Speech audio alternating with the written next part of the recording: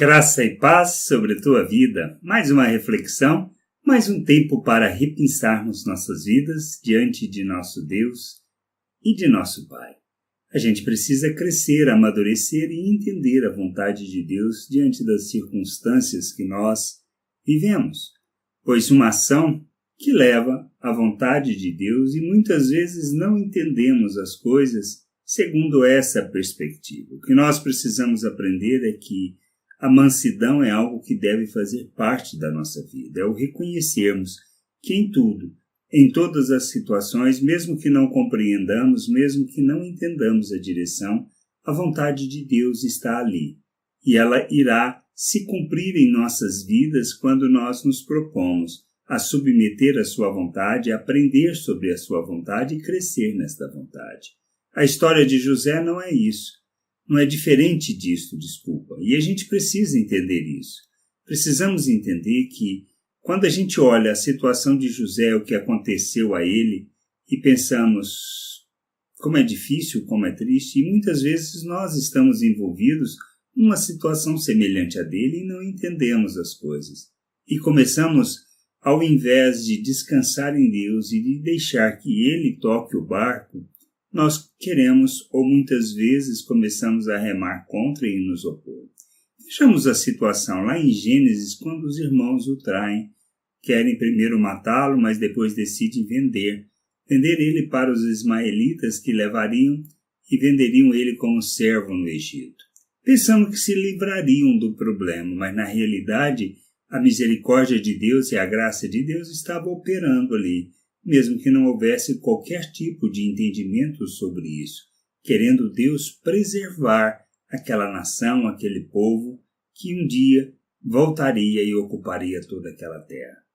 Vamos lá, diz lá no 37 de Gênesis, no capítulo 37 de Gênesis, no versículo 20, diz assim, um dos irmãos disse assim, vinde, pois agora matemo-lo e lancemo-lo numa destas cisternas, e diremos, um animal selvagem comeu, e vejamos em que lhe darão os sonhos. Isto por causa do problema dos sonhos que José tinha, dos feixes de trigo que todos os irmãos estavam abaixando. Depois teve a questão do sol e da lua também que o reverenciava, ou seja, o próprio pai.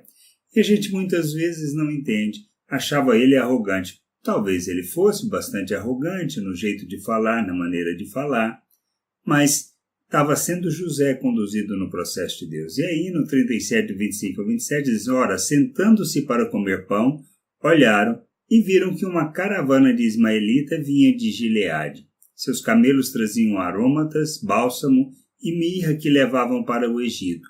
Então disse Judá a seus irmãos, que nos aproveita matar o nosso irmão e esconder-lhe o sangue? Vinde, vendamo-lo aos ismaelitas, não ponhamos sobre ele a mão, pois é nosso irmão e nossa carne. Seus irmãos concordaram, e José foi vendido para o Egito. Fácil para José? Temos a certeza que não. Sofreu, penou, passou por maus bocados. Mas tudo dentro de um processo de Deus, da vontade de Deus, para que ele fosse forjado, preparado para aquilo que seria a sua missão. Tinha que desenvolver os talentos, tinha que desenvolver-se como homem, como pessoa. José aprendeu muito. E nós? Como nós temos reagido diante das situações que vivemos? Como aquele que descansa em Deus, como aquelas pessoas que aprendem a viver a vontade de Deus e a submeter diante das situações, diante das ocorrências, independente de estar entendendo ou não. E muitas vezes passamos por isso. Nós não entendemos o que está nos acontecendo. Mas precisamos aprender a descansar em Deus, a esperar em Deus, a saber que Ele está preparando para algo muito maior, muito mais importante, dentro da sua vontade, dentro do seu querer, dentro do seu propósito. Que a gente possa entender isso, que a gente possa compreender estas coisas e não reclamarmos, mas nos alegrarmos por cada um desses momentos. Aprendemos a viver como Paulo, contentes em qualquer situação, pois temos um Deus que nós temos aprendido a confiar e a andar debaixo de suas asas, como diz o salmista, que temos aprendido a conhecer e aprender sobre sua vontade. O que importa é a vontade do Pai. O que importa é que nós aprendamos a submeter a essa vontade.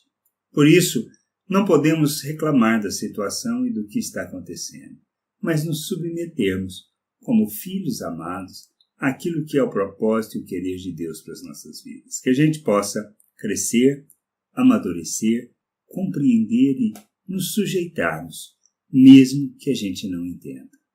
Que a gente possa nos submeter a essa vontade com alegria. Graça e paz sobre a tua vida. Amém.